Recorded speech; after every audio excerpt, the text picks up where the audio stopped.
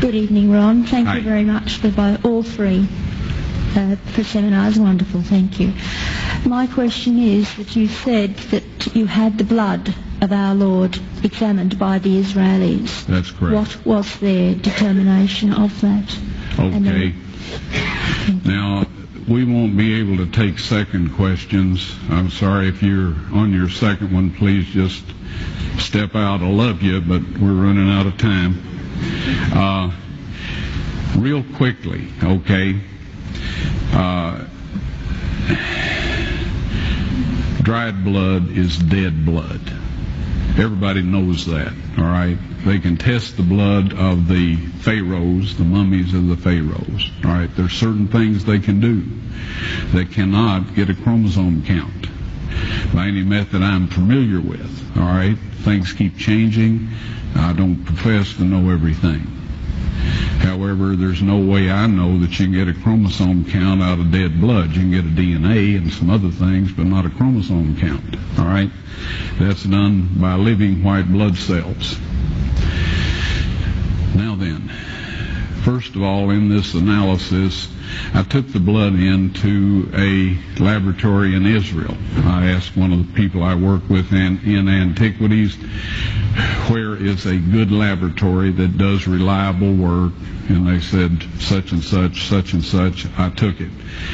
I just said, please examine this blood and tell me what you can tell me about it.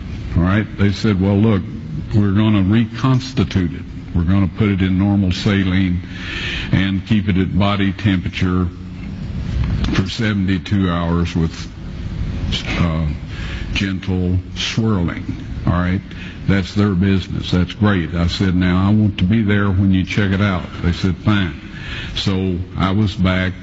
They checked it out. I said, now, they said it's human blood. We can tell that. They did whatever tests they need to do. And then I said, take some of the white blood cells and put them in a growth medium and keep them at body temperature for 48 hours. And they said, well, that'll do no good because it's dead blood. I said, would you please do that for me? And they said, okay, we'll do it. So anyway, I said, I want to be there when you take it out and examine it. So I was back there. They took it out, examined it under a microscope, and the one technician called the other one over there, and then they called the boss over there, and they were talking Hebrew a mile a minute there for a little bit, and they looked at me and they said, Mr. Wyatt, this human blood only has 24 chromosomes in it. Everybody else has 46. You see, 23 from your mother, 23 from your father, 22 autosomes from your mother, 22 autosomes from your father. You get an X from your mother, you may get an X or a Y from your father, all right? This blood had 23 chromosomes from the mother's side, one Y chromosome only. You see, a child could not have developed if they hadn't had the autosomes from the mother. So all of his physical characteristics were determined by his mother's side of the family, her autosomes. His maleness was determined by this one Y that came from the source, not a human male. Then they said, this blood is alive. And then they said, whose blood is this?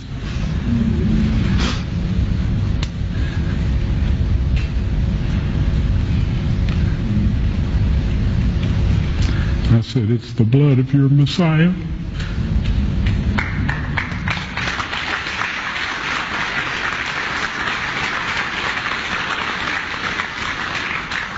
And I assure you those men's lives have changed.